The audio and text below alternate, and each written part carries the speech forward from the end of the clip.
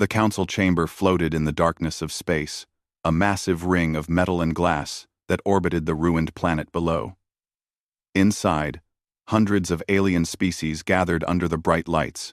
Their voices filled the air with strange sounds, clicks, hums, and words in languages that humans were still learning.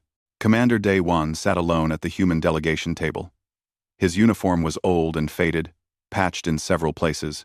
The blue and white colors that once looked proud now seemed tired, just like the man wearing them. His face carried deep lines and scars from years of war. His left arm was missing, replaced by a crude metal prosthetic that clicked softly when he moved. He was 73 years old, and he looked every day of it. The other delegates stared at him. Some whispered to each other. Some pointed. None of them tried to hide their curiosity or their contempt.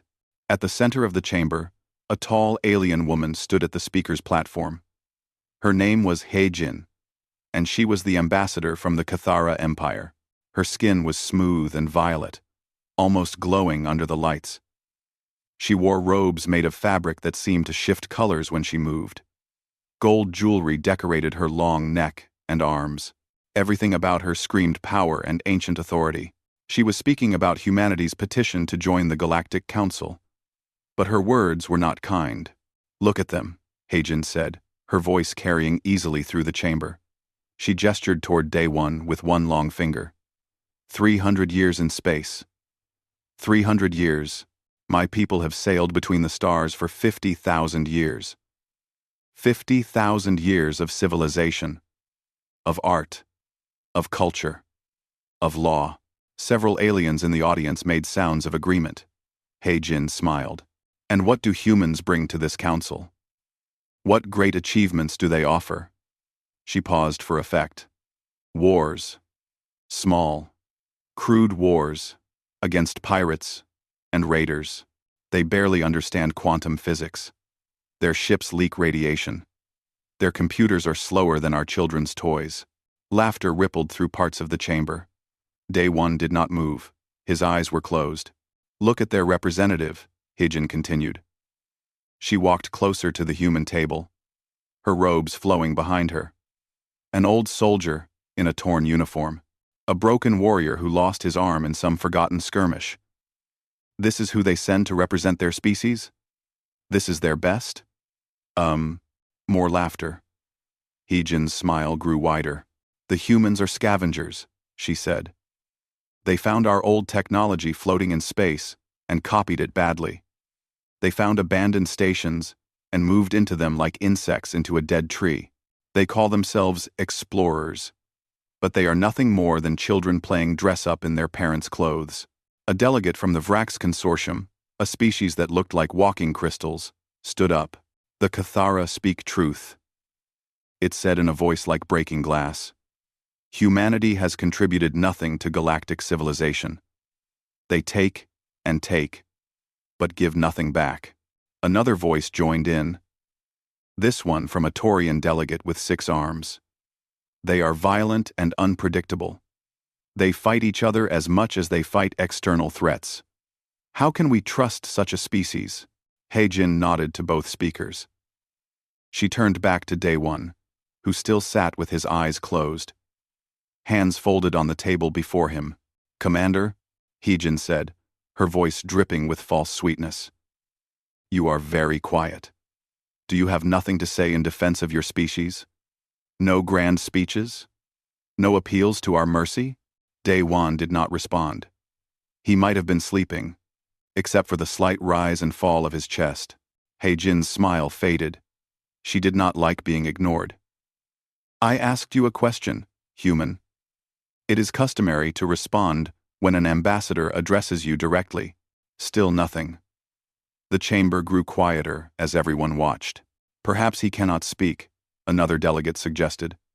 Perhaps humans are too primitive to understand council protocols. Or perhaps, He-Jin said, walking even closer to Day One's table. He knows that his species has no defense.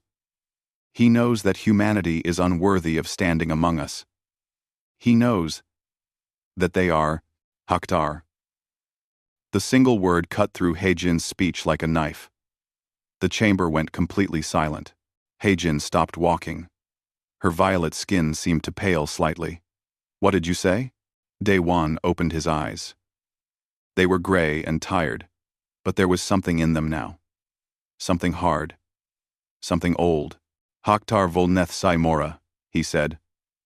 The words were in Katharan, but not the modern language that Heijin spoke. This was something older. Something that sounded like wind over broken stones. Heijin took a step backward. Her hands, which had been gesturing so confidently moments before, now hung at her sides. You cannot know those words. That language has been dead for 10,000 years. Daewon finished for her. Switching back to common galactic. Give or take a few centuries.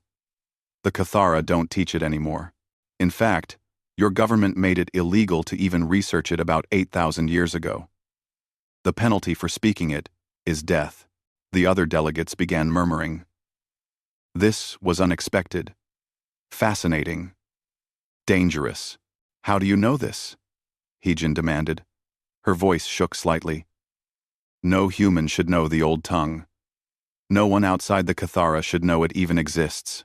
Daewon slowly stood up. His metal arm whirred softly. He was not as tall as Heijin, but something about him suddenly seemed larger. The tired old man was gone. In his place stood something else. Something that made even the ancient aliens in the room feel young. "Let me tell you a story, Ambassador," Daewon said. His voice was calm, almost gentle. 40 years ago, I was a young soldier, 32 years old. I thought I was tough. I thought I understood the universe. I was assigned to protect a science team on a dead world in the Outer Veil. A xenoarchaeologist named Sung Mi wanted to explore some ruins there. Basic stuff. Routine mission. He paused, looking around the chamber. Every alien was watching him now. But those ruins weren't routine, Daewon continued. They were old. Older than any Cathara settlement Dr. Sung Mi had ever seen. Older than your empire's oldest records.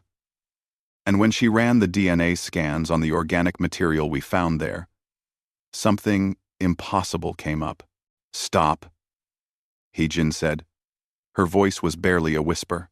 "The DNA was human," Daewon said. He let those words hang in the air. Not similar to human. Not related to human. Human. Exactly matching the genetic markers of modern humans. On a world that was dead before the Cathara Empire even existed. "You're lying," Heijin said. But there was no strength in her words. "We found a vault," Daewon said. "Sealed deep underground. Inside were records. Data crystals that still worked after 60,000 years. And on those crystals was a name. A name in the old Catharan language. A name that your people erased. From every record. Every history. Every legend." He looked directly at Heijin. His gray eyes met her violet ones. "Haktar volneth Saimora," he said again. "The Skywalkers who showed mercy. The ones your ancestors called demons. The ones they erased from existence." Heijin's legs seemed to weaken. She grabbed the edge of the speaker's platform to steady herself. "You cannot know that name," she whispered. "It has been erased from all records for 10,000 years. It is forbidden. It is true?" Daewon asked. The chamber erupted into chaos. The council chamber descended into confusion. Delegates shouted questions in dozens of languages. Some demanded order, others demanded explanations. Heijin stood frozen at the speaker's platform, her violet skin now pale as morning mist. The High Arbiter, an ancient being made of crystallized light, raised 4 of its appendages. Silence fell gradually, like snow settling on the ground. "Commander Daewon," the Arbiter said in a voice that sounded like music, "you have made a serious accusation. The Cathara Empire is one of our oldest members. Ambassador Heijin's family has served the Council for 3,000 years. You claim they have hidden something from us? Traitor." End quote. Daewon remained standing. His metal hand rested on the table, fingers drumming a slow rhythm. Not an accusation, High Arbiter, he said. A fact. Would you like to hear the rest of the story? Or should I stop here and let the Cathara continue telling you that humans are just scavengers who stumbled into space 300 years ago? The Arbiter's light pulsed in a pattern that meant consideration. Continue, Commander. But choose your words carefully. The Council does not appreciate lies. I never lie, Day One said simply. He walked away from his table, moving to the center of the chamber. His boots clicked on the polished floor. The limp in his right leg was more obvious now. But he did not seem to care. 40 years ago, he began. Dr. Sungmi and I were on a world called Vareth 9 Inches the Outer Veil. Dead planet. No atmosphere. Frozen. Solid. But the ruins there were massive. Huge structures buried under kilometers of ice. We spent 3 months just digging down to the first entrance. He paused, remembering. His eyes looked distant. The ruins were beautiful, he said quietly. Not like anything I'd ever seen. The architecture was familiar, somehow. Like seeing a building from home but built by someone who only heard about home from stories. The proportions were slightly off. The decorations were different. But the feeling was the same. What does this have to do with anything? A Taurian delegate interrupted. We do not have time for your nostalgic memories, human. Day One ignored the interruption. Dr. Sungmi ran standard tests. Carbon dating. Radiation decay. DNA sampling from organic residue. The results came back and she thought her equipment was broken. The ruins were 63,000 years old. And the DNA was human. Perfect, human DNA. Murmurs spread through the chamber again. 63,000 years ago, humans on Earth were still hunting with stone tools. They had not even invented agriculture yet. Impossible, the Vrax delegate said. Humans did not have space travel 63,000 years ago. This is deception. That's what we thought too, Day One agreed. He turned to look at Heejin, who still had not moved from the speaker's platform. Tell them about the vault, Ambassador. Tell them what your great-great-great-grandmother's records say about the first cleansing. Heejin's mouth opened but no sound came out. No?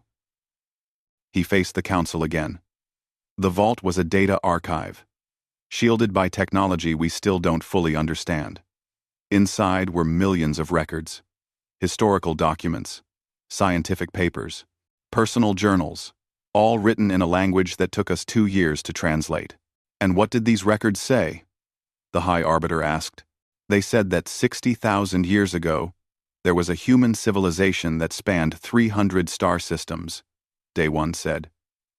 They called themselves different names in different places, but the Cathara who met them called them Haktar Volneth Sai Mora. The Skywalkers, who showed mercy. Lies. Heijin finally spoke, her voice cracking. These are lies and forgeries. My people's history goes back 50,000 years. There is no mention of any human civilization. Exactly, Day One said softly. There is no mention, because your ancestors erased it all. He began walking slowly around the chamber, looking at different delegates as he spoke. The Skywalkers were explorers, he said. But not conquerors. They traveled the stars, looking for other intelligent life. And when they found it, they helped. They gave technology. They shared knowledge.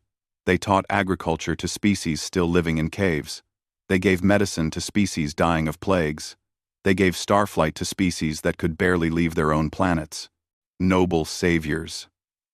Someone muttered sarcastically. Not saviors, Day One corrected. Teachers. Friends. They uplifted 47 different species over the course of 10,000 years. He stopped walking and looked directly at Heejin, including the Cathara. The chamber exploded into noise again. Heijin made a sound like a wounded animal. The Arbiter had to raise all 6 appendages this time to restore order. You claim, the Arbiter said slowly, that humans uplifted the Cathara civilization? Not me, Day One said. The records claim it. The Cathara's own ancient records claim it. Records that Ambassador Heijin's government has spent 10,000 years trying to destroy. Why would we destroy our own history? Heijin demanded, finding her voice again. Why would any species hide such things? Shame. Daewon said simply. Because of what happened next. The chamber went quiet. Everyone was listening now. Even the delegates who had mocked Daewon earlier were paying attention. The Skywalkers found the Cathara 70,000 years ago. Daewon continued. They were a young species. Smart, but trapped on their home world. They had invented writing and mathematics, but they were fighting constant wars over resources. The Skywalkers gave them fusion power, clean energy. Then they gave them water purification, food synthesis, medicine. Within 1,000 years, the Cathara had eliminated poverty and disease. Within 2,000 years, they had their first space stations. And we were grateful, Heijin said, tears running down her violet cheeks now. The ancient texts speak of the teachers, beings of light who came from the stars. We built temples to them. We prayed to them, and then you killed them, Daewon said quietly. Heijin flinched as if struck. Not all at once, Daewon continued. It took 3,000 years. 3,000 years of war. The records in the vault tell the whole story. The Cathara became powerful. They spread across hundreds of worlds. They met other species that the Skywalkers had helped. And slowly, they started to see the Skywalkers not as teachers, but as obstacles. Obstacles to what? The Arbiter asked. Dominance, Daewon said. The Skywalkers wouldn't let their uplifted species conquer each other. They wouldn't let them take what they wanted by force. They kept trying to make everyone talk, negotiate, share. He looked around the chamber. So they formed an alliance. 40 of the 47 uplifted species. United for the first time. United against the ones who had helped them. They called it the War of Liberation. But the Skywalkers called it what it was. Betrayal. Why? Why? Why? The silence in the chamber was complete. Even the air filtration systems seemed to have stopped. The war lasted 3,000 years, Daewon said. The Skywalkers could have won. The records make that clear. They had better technology, better ships, better weapons, but they refused to exterminate their enemies. They refused to destroy the species they had helped. They kept hoping for peace, kept offering mercy, even as their worlds burned. Even as their people died. This is propaganda, Heijin whispered. You are making us seem like monsters. I'm telling you what your own ancestors wrote, Daewon said. The vault had Catharon records too. Journals from Catharon commanders. They wrote about how foolish the Skywalkers were, how weak, how they could never win because they refused to do what was necessary. He turned back to the council. Eventually, the Skywalkers were overwhelmed. Not because they were weak, but because they were kind. The last of them scattered across the galaxy, hiding, running, trying to survive, and the Cathara erased every trace of them from history, every monument, every record, every name. Except one vault, the Arbiter said softly. Except one vault, Daewon agreed. Hidden on a frozen world in the outer veil. Waiting for someone to find it. Heijin collapsed to her knees. Heijin knelt on the polished floor of the council chamber, her elegant robes pooling around her like spilled water. She was shaking. Other Catharan delegates in the chamber sat frozen in their seats, faces blank with shock. The High Arbiter floated down from its elevated position, coming closer to where Daewon stood. Its crystalline body pulsed with soft light. Commander, it said. These are serious accusations. World-changing accusations. Do you have proof of what you say? Dr. Sung Mi died 6 months after we left that planet, Daewon said quietly. Radiation poisoning from the vault's failing shields. But before she died, she copied everything. Every record. Every image. Every piece of data. We've spent 40 years verifying it all. Cross-referencing, translating, checking, and double-checking. He reached into his uniform pocket and pulled out a small data crystal. It glowed faintly blue. "This contains everything," he said. "But more than that, we've found other evidence. Once you know what to look for, you see it everywhere." An elderly delegate from the Talmor Collective stood up slowly.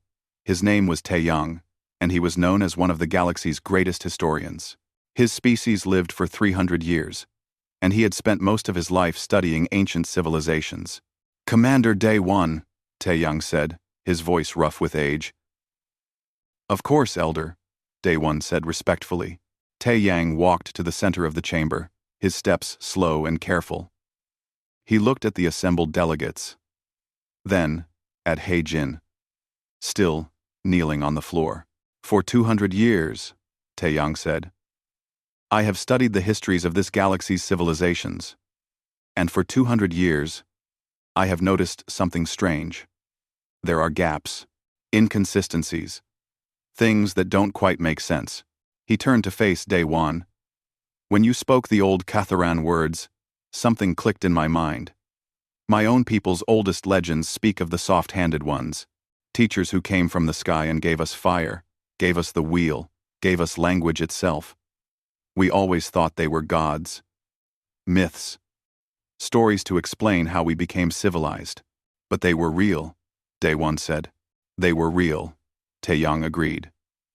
"And now that you have said this, I realize our descriptions of them match.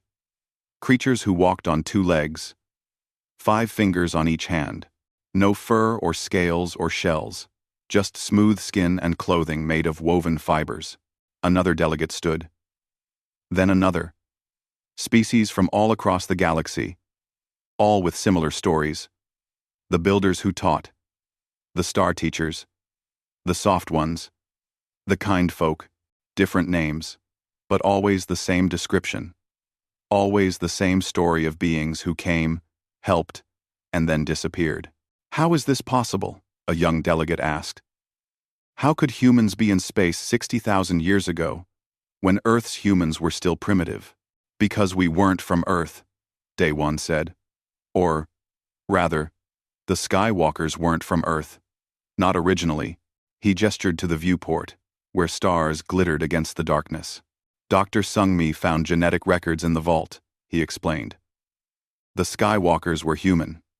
Yes, but they were humans who evolved somewhere else.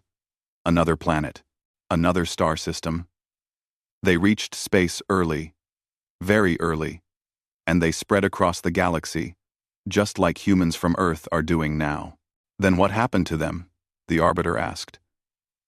"If they were destroyed in this war, why are you here? Why do humans from Earth exist?" "Because some Skywalkers survived," Day 1 said. "The records show that when they realized they were going to lose, they scattered.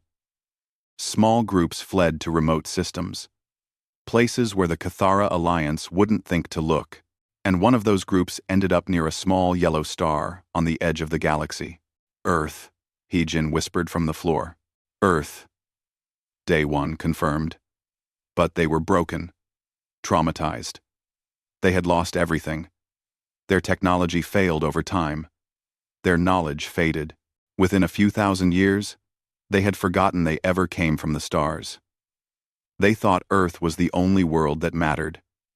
They forgot about the Skywalkers. They forgot about the betrayal. They forgot about the mercy they showed, and how it destroyed them." He looked down at his metal hand. "My ancestors hunted mammoths with stone-tipped spears, never knowing that their great-great-great-grandparents had traveled between the stars. It took us another 60,000 years to rediscover spaceflight, to rebuild what was lost, to find our way back to the galaxy. To. And when you came back," Taeyang said softly, "you found the civilization that destroyed your ancestors sitting at the head of the Galactic Council." The chamber was silent except for the sound of He-Jin weeping. A Catharan military officer stood up in the gallery. His uniform was covered in medals. His face was hard. Even if this is true, he said loudly, it changes nothing. The past is the past. The Cathara Empire is the foundation of galactic order. We maintain peace. We enforce laws. We protect the weak.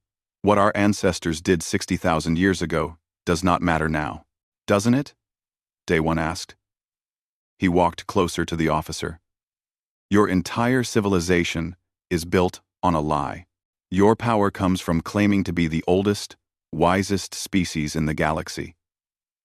You teach every child that the Cathara brought civilization to the stars, that you civilized the barbaric species around you, that you are inherently superior.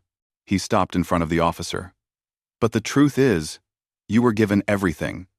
You were uplifted by the species you destroyed, every piece of technology you claim to have invented, every scientific principle you claim to have discovered, every philosophical idea you claim originated with you. It all came from the Skywalkers. You took their children, their genetics, their culture, and you called it your own. The officer's face turned darker shades of violet. You accuse us of theft? I accuse you of genocide, Day One said flatly, and of 3,000 years of systematic erasure of the truth. The Cathara didn't just defeat the Skywalkers. You made sure no one would ever remember them. You hunted down every trace of their existence. You made it illegal to even speak their language. You turned your victims into demons and monsters in your legends. We did what we had to do to survive. The officer shouted. No, Day One said quietly. You did what you wanted to do. To dominate. Heijin finally stood up. Her legs were unsteady, but she forced herself to walk to the center of the chamber. Her face was wet with tears. Her makeup ruined. Is it true? She asked Day One. All of it? Everything you've said? Yes, Day One said simply. Then my whole life is a lie, she said. Everything I was taught, everything I believed, my family's honor, our history, our pride, all of it is built on the graves of the people who saved us. She looked around at the other delegates. I am the Catharan ambassador to this council. I speak for my government, and I don't know what to say. I don't know how to defend this. I don't know how to explain it. You can't, Taeyang said gently. No one can. But I can make a choice, Heijin said. She straightened her spine, wiping tears from her face. Here. Now. I can choose to acknowledge the truth. I can choose to face what my ancestors did instead of hiding from it. She turned to Day One. You came here knowing this would destroy everything the Cathara claimed to be. You came here knowing it would cause chaos. Why? Why would you do this? Day One was quiet for a moment. Then he said, because lies have a cost. Because your government knows the truth and uses it to control your people. Because there are other vaults hidden across the galaxy, and your military destroys them whenever they're found. Because 40 years ago, the Cathara Empire sent assassins to kill Dr. Sung-Mi and everyone on her team. He held up his metal arm. This is how I lost my real arm, fighting off your people while Sung-Mi copied the data. She died from radiation. Yes, but she stayed in that vault longer than she needed to because your ships were waiting outside. She sacrificed herself so the truth could survive. And now you want revenge, Heijin said. No, Day One said. Now I want you to stop lying. I want the species you've manipulated to know the truth. I want the Cathara people to know what their ancestors did. I want it all out in the open, so we can stop pretending and start dealing with reality. He looked at all the assembled delegates. We didn't come back for revenge, Ambassador. We came back because we're still too stupid to learn from our mistakes. We're still showing mercy when we shouldn't. We're still hoping that honesty and truth will matter more than power and lies. Then you are fools, the Catharan officer said. Probably. Day One agreed. But we're honest fools. And that has to count for something. The council chamber's warning lights began flashing red. A harsh alarm sounded 3 times before cutting off. The High Arbiter's crystalline body pulsed rapidly with agitated light. "We have an emergency transmission from the Perimeter Defense Network," a technician announced from the control booth. "Multiple Catharan warships just entered the system. They're approaching the station at combat speed." Every delegate in the chamber began speaking at once. Panic spread like fire through dry grass.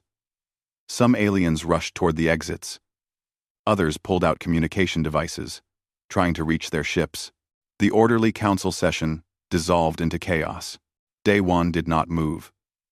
He stood in the center of the chamber, watching the massive view screen on the far wall. It showed the space around the station. 47 Catharan warships were visible, their distinctive blue-green hulls gleaming as they moved into formation around the diplomatic station. These were not escort vessels or light cruisers. These were dreadnoughts, ships built to destroy planets. "All ships are powering weapons," the technician called out, his voice cracking with fear. "They're charging their main cannons. Energy signatures are off the scale." Heijin stared at the screen, her violet face going even paler. "No," she whispered. "They wouldn't. Not here. Not at a council station. They're broadcasting," the technician said. A moment later, a voice filled the chamber. It was calm and cold. "This is Admiral Bora of the Catharan Imperial Fleet. All ships are ordered to stand down. This station is now under Catharan military authority. The council session is terminated. All delegates will remain in the chamber until further notice." The Arbiter floated forward, its light pulsing with what might have been anger. "This is an outrage. The council operates under the treaty of—" "The treaty is suspended," Bora interrupted. "The Catharan government has declared a state of emergency. Commander Day One of the human delegation is to be taken into custody immediately for spreading sedition and lies. All data regarding his false claims about Catharan history will be surrendered. Anyone who resists will be considered an enemy combatant." Day One finally moved. He walked calmly to his delegation table and picked up the small data crystal he had shown earlier. "This is what you want?" he called out, holding it up to the view screen. "The truth? You're willing to attack a diplomatic station, to threaten the entire Galactic Council, just to keep this information hidden? Surrender the data, Commander," Bora said. "And yourself. You have 5 minutes. After that, we will begin targeted strikes on the station. We will continue until we have destroyed every copy of your fabricated evidence and everyone who has seen it." "You'll kill thousands," Heijin said, horrified. "There are delegates from 70 species here. Civilians. Children in the family quarters. You can't. We will do what is necessary to protect the Catharan Empire," Bora said. 5 minutes. The transmission ended. The view screen showed the warships adjusting their positions, their weapons ports glowing brighter as they charged. "Evacuate the station," someone shouted. "We need to get to our ships." "The Catharan fleet has disabled all docking clamps," the technician reported. "No ships can leave. We're trapped." Day One looked at the panicking delegates. Then he looked at Heijin, who stood frozen, staring at the fleet that belonged to her people who were willing to commit mass murder to hide their past. "You knew this would happen," she said to him. "You knew they would come." "I hoped they wouldn't," Day One said. "I hoped that maybe, just maybe, the Catharan government would choose truth over power. But yes, I knew this was a possibility. Then you've killed us all," the Catharan officer from earlier said. "The Catharan officer. The Catharan officer. The Catharan officer. The Catharan officer. 5 The Catharan officer." He had his weapon drawn now, pointing it at Day One. "Give him to Admiral Bora. Let the human face Catharan justice. The rest of us don't need to die for his lies." Several other delegates murmured agreement. Survival instinct was overcoming principles. Day One understood. He had seen it before, in war. When death was close, people made choices they never thought they would make. "Put the weapon down," Hee-jin said to the officer. Her voice was steady now. You will not execute prisoners in the council chamber. He's not a prisoner. He's a threat to the Empire, the officer said. But his hand shook slightly. 4 minutes, the technician warned. A new voice spoke from the communication system. This one was human. Young and female.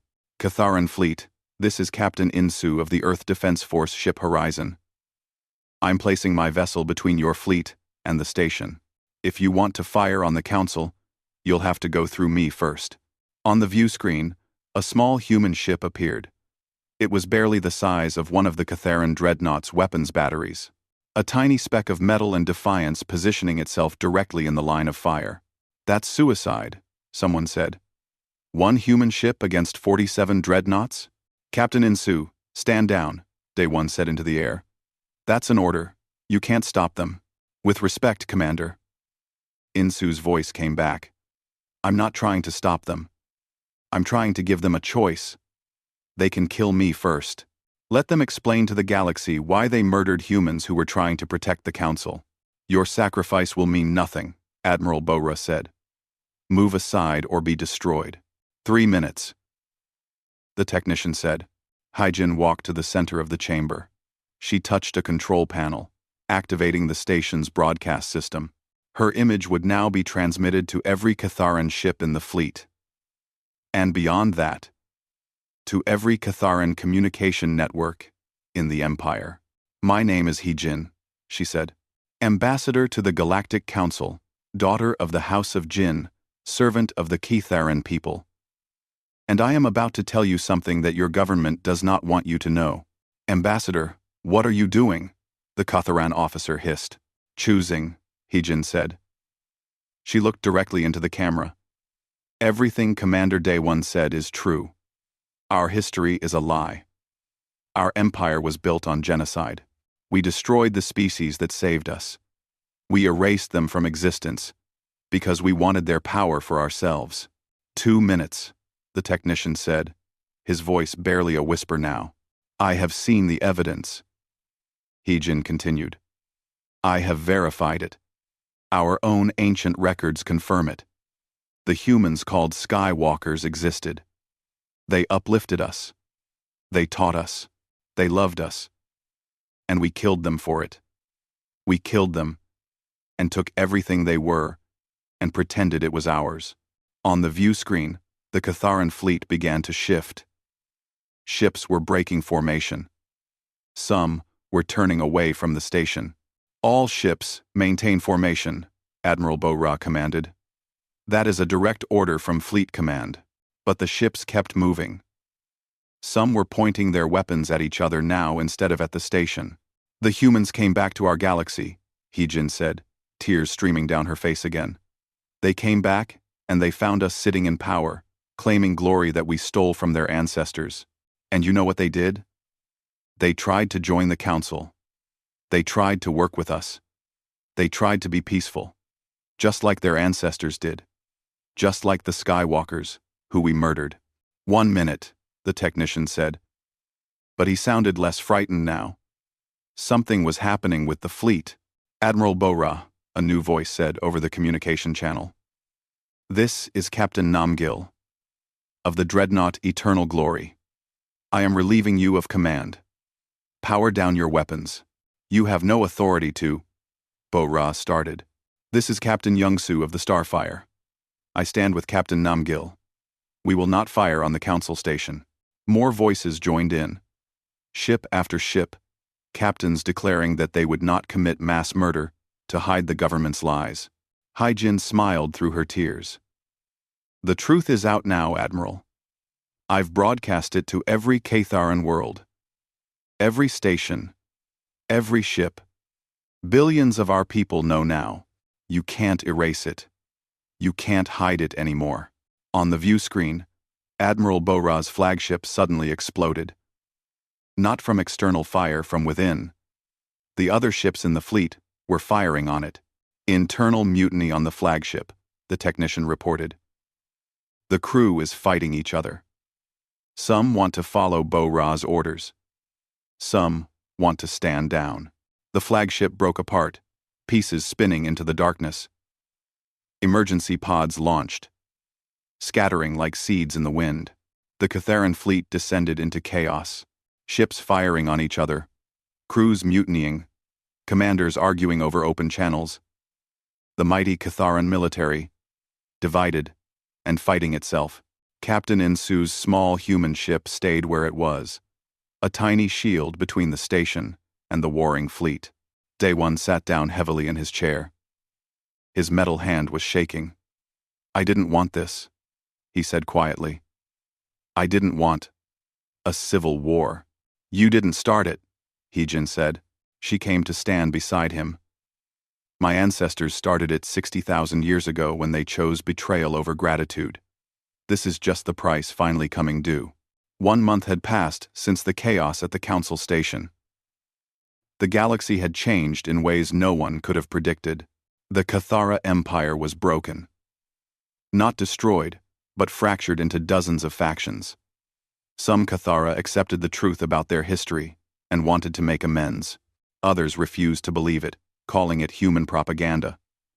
Still others knew it was true but didn't care, arguing that the ancient past was irrelevant to the modern empire. Civil war raged across Catharan space. Ships fought ships.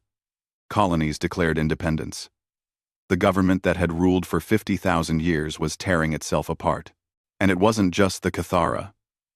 17 other species had discovered that their histories were also built on lies. The Skywalkers had uplifted them all. And they had all participated in the genocide. Some species reacted with shame and calls for reform. Others became defensive and angry. The Galactic Council itself was in turmoil. Half the delegates were calling for the Cathara to be expelled and tried for historical war crimes. The other half argued that punishing modern Cathara for their ancestors' actions was unjust. Nothing was getting done. The galaxy's government was paralyzed. Daewon sat in a small room on the council station, watching news feeds from across the galaxy. Images of burning ships, refugees fleeing war zones, protests on dozens of worlds. His revelation had caused all of this. He had known it might happen, but knowing and seeing were different things. A knock came at his door. "Come in," he said. Hyjin entered. She looked different now. She wore simple clothes instead of her elaborate ambassador's robes. Her hair was cut short. She looked tired. But there was something else in her expression. Peace. Maybe. Or acceptance. "The council is voting today," she said, sitting down across from him. "On humanity's petition to join, and on the Cathara's continued membership." "I know," Daewon said. "Are you ready?" She laughed without humor. "Ready to watch my civilization be judged? Ready to see if the council decides we deserve to exist?" "No. I'm not ready. But it's happening anyway." They sat in silence for a moment. Outside the window, the stars were peaceful and beautiful, ignorant of all the chaos among the species that lived beneath them. "I've been contacted by both sides of the Catharan Civil War," Heejin said. "The reformers want me to lead them. The traditionalists want me dead. I don't know what to do." "What do you want to do?" Daewon asked. "I want to wake up and find out the last month was a nightmare," she said. "I want to believe that my people are who I thought they were, but I can't. So I want to help fix what's broken. I want to make sure that what happened to the Skywalkers never happens again. I want the Cathara to be better." "That's a good answer," Daewon said. Another knock. This time, a council aide entered. "Commander Daewon, Ambassador Heijin, the High Arbiter requests your presence in the chamber. The vote is about to begin." They walked through the corridors of the station together. Other delegates passed them, some nodding in respect, others glaring with obvious hatred. Daewon had become the most famous and most controversial human in the galaxy. Some called him a hero for exposing the truth. Others called him a monster for destabilizing galactic civilization. The council chamber was packed. Every species had sent representatives. The gallery was full of observers, journalists, and citizens who had traveled across the stars to witness this moment. The High Arbiter floated at the center, its crystalline body pulsing with calm blue light. When Daewon and Heijin entered, the entire chamber went silent. "We gather to decide two matters," the Arbiter said, its musical voice carrying perfectly through the space. "First, whether humanity shall be granted membership in the Galactic Council. Second, whether the Cathara Empire shall retain its membership in light of historical revelations." Daewon took his seat at the human delegation table. It felt strange to sit there alone. Earth had sent a full delegation initially, but after the chaos began, they had recalled everyone except him. He was Earth's only voice now. Heijin stood with a small group of Catharan reformers. The traditionalist Cathara had sent no delegates at all, refusing to recognize the Council's authority to judge them. "Before we vote," the Arbiter said, "we have received a request to hear from a witness. The Council has agreed to permit this testimony." A door opened at the side of the chamber. An old woman entered. She was human, but there was something strange about her. She moved too smoothly for her apparent age. Her eyes were too bright, too aware. She walked to the center of the chamber with slow, measured steps. When she spoke, her voice seemed to echo with the weight of years. "My name is Mi-young," she said. "I am 347 years old. I am a daughter of the Skywalkers who never forgot." Shocked murmurs spread through the chamber. Daewon leaned forward, staring at the old woman. 347 years? Humans from Earth didn't live that long. "What we call the Skywalkers was not their only name," Mi-young said. "They called themselves simply the People. They believed that all intelligent life was part of one great family, separated only by time and space. They devoted themselves to bringing that family together." She looked around the chamber, meeting the eyes of delegates from dozens of species. "When the war came," she continued, "when the species they had helped turned against them, the Skywalkers had a choice. They could exterminate their enemies. They had the weapons. They had the technology. They could have sterilized every Catharan world. They could have eliminated every species that betrayed them. But they didn't," Heijin said softly. "They didn't." Mi-young agreed. "Because that would have made them exactly what their enemies claimed they were. Tyrants. Oppressors. They chose to lose rather than become monsters. They chose to die rather than abandon their principles." She turned to look directly at Daewon. "Some of us survived. We hid in the far corners of the galaxy. We kept our technology. We kept our knowledge. We watched as the Cathara built their empire on our ashes. We watched as they erased us from history. We could have revealed ourselves at any time. We could have taken revenge. 3. We gen BB. "Why didn't you?" the Arbiter asked. "Because we are still the People," Mi-young said simply. "Revenge would not have brought back those we lost. It would only have created more death. So we waited. We hoped. We believed that someday, the truth would matter more than power." She gestured to Daewon.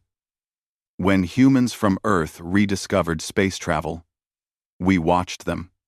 We wondered if they were like us, or if 60,000 years of evolution had changed them, and we watched Commander Daewon find the vault. We watched him spend 40 years verifying the truth. We watched him bring it here, knowing it would cause chaos." "And?" Daewon asked. "Are we like you? Are we the same as the Skywalkers?" Mi-young smiled. It was a sad smile, but genuine. "You could have used it as a weapon, revealed it slowly to manipulate the Cathara. You could have demanded reparations, territory, power. Instead, you stood in front of the galaxy and asked for nothing except acknowledgement of the truth." She turned back to the Council. "Humanity's greatest flaw is that they never learn. They keep choosing mercy over safety. They keep believing that honesty and kindness will eventually prevail. They are fools, just as their ancestors were fools. Just as I and my people are fools. Then why are you here?" a delegate asked. To remind you all that someone has to be the fool, Mi-young said. Someone has to believe that things can get better.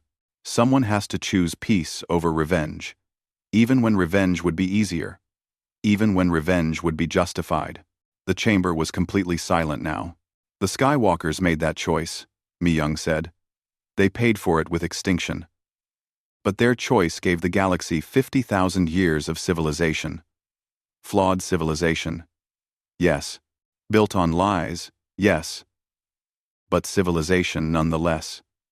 Species grew, developed, created art and science and culture, all because the Skywalkers refused to destroy them. She looked at He-jin. The Cathara made terrible choices, but they also built something. They created the Council. They established laws. They maintained peace for thousands of years. Their founding was evil, but what they built was not entirely without value. Then she looked at the assembled delegates. Now, you all face a choice. Punish the Cathara for their ancestors' crimes? Reject humanity because they remind you of uncomfortable truths? Or choose mercy, as foolish as that might be? Mi-young walked slowly back toward the exit. Before she left, she paused and said, The Skywalkers believed that mercy was not weakness. They believed it was the hardest strength of all. They were wrong, mercy killed them. But I still believe they were right. She left. The chamber remained silent for a long moment. Finally, the arbiter spoke. We will now vote. First, on humanity's membership. The voting was done electronically, results appearing on displays throughout the chamber. Day 1 watched the numbers climb. For, against, abstain. When it was done, the arbiter announced, Humanity is granted full membership in the Galactic Council by a vote of 62 to 15, with 11 abstentions. Day 1 let out a breath he hadn't realized he was holding. Now, the arbiter said, we vote on the Cathara Empire's continued membership. This vote was closer, much closer. The numbers climbed slowly.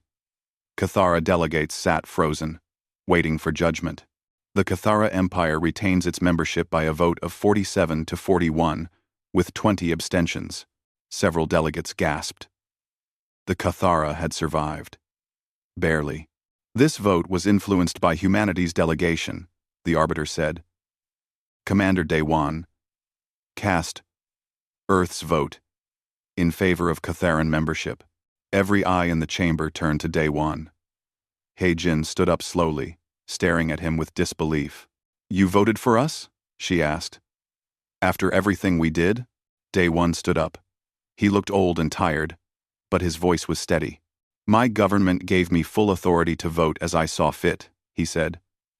I voted to accept Catharan membership with no conditions, no reparations, no forced apologies, no punishment. But why? A delegate demanded. Because someone has to be stupid enough to choose mercy, Day-1 said. Because revenge won't bring back the Skywalkers. Because punishing modern Cathara for ancient crimes won't change the past. Because maybe, just maybe, if we keep choosing mercy, eventually, it will stick. He-jin walked across the chamber. Tears were running down her violet cheeks again. When she reached Day-1, she fell to her knees in front of him. I don't deserve this, she said. Probably not, Day-1 agreed. But maybe that's the point. Mercy isn't something you earn. It's something someone gives you, even when you don't deserve it. He held out his hand, his metal hand, to help her up. She took it, and he pulled her to her feet. Besides, Day-1 said with a tired smile, someone needs to help you, Cathara, figure out what to do with the truth. Might as well be us. We're good at dealing with uncomfortable histories. Later, after the session ended, Day-1 and He-jin stood at an observation window, watching ships depart from the station. The Catharan Civil War was still raging, but the reformers had gained legitimacy from the council's vote. There was hope now. Not much, but some. What happens now? He-jin asked. Now we work, Day-1 said. We help rebuild. We try to make sure the next 60,000 years are better than the last 60,000 years. You make it sound simple. It's not simple, Day One said. It's probably impossible. But we're going to try anyway. Because we're fools, Hyjin smiled. It was the first, genuine smile Day One had seen from her. Then I'm proud to be a fool with you, she said. They watched the stars together, two representatives of species with an impossible shared history, trying to build an improbable shared future. Somewhere far away, Mi Young watched the same stars and smiled, knowing that the people in whatever form they took would keep choosing mercy, even when mercy seemed foolish, because someone had to believe that things could get better. Might as well be them.